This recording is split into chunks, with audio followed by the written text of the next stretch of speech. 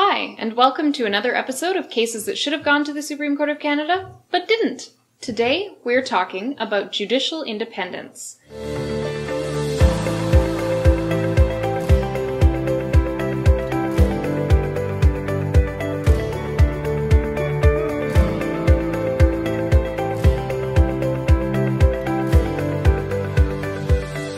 Cases that should have gone to the Supreme Court of Canada, but didn't. Eliana Marengo is a judge in Quebec. She heard a case involving a woman who came to court wearing a hijab. Because of certain legislation in force in Quebec at the time, the woman was not permitted to be heard by the judge. The judge ordered her to either adjourn her hearing or consult with a lawyer. When the woman refused to do so, the hearing was adjourned and no further date was set. In between the time period when the hearing was adjourned and when the case was next ultimately scheduled to come before the court, 38 complaints were filed against this judge with the Judicial Council. These complaints alleged that the judge had acted improperly in enforcing that section of the Quebec legislation and refusing to hear the woman's case. The judge applied to dismiss the complaint on the basis of the fact that judicial independence prevented her decision applying the law and giving reasons for applying it from being reviewed by the Judicial Council. That was dismissed, the Court of Appeal dismissed it, and she sought leave to the Supreme Court of Canada.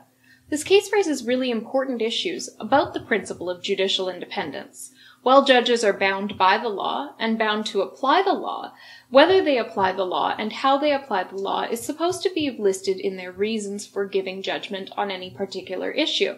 If a person has an issue with a judge's reasons, the appropriate course of action is to take it to an appellate level court.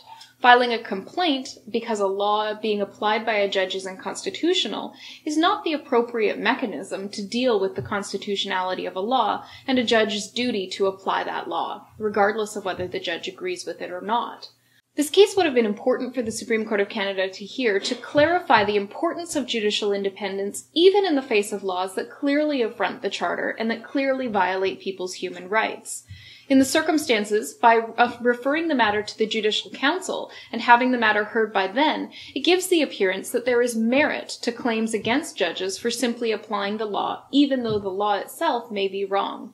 And it opens the door for more judges to be complained against and more judges to have to answer for their conduct, rather than litigants taking their issues to the appropriate levels of court and filing the appropriate constitutional challenges. The Supreme Court of Canada had the opportunity to clarify long-standing principles of judicial independence and ensure that the matter would be heard in the fair and appropriate manner, and unfortunately they didn't take this opportunity, which means that we may see more cases of judges being reported and complained about for simply applying a law, even though the law itself might not be something very tolerable. You're watching Cases That Should Have Gone to the Supreme Court of Canada, but didn't. Thanks for tuning in to another episode of Cases That Should Have Gone to the Supreme Court of Canada, but didn't. I'm Kyla Lee at Acumen Law Corporation. Brazen Bull Creative puts these videos together. Please like, subscribe, and share with your friends, and tune in next week for another episode.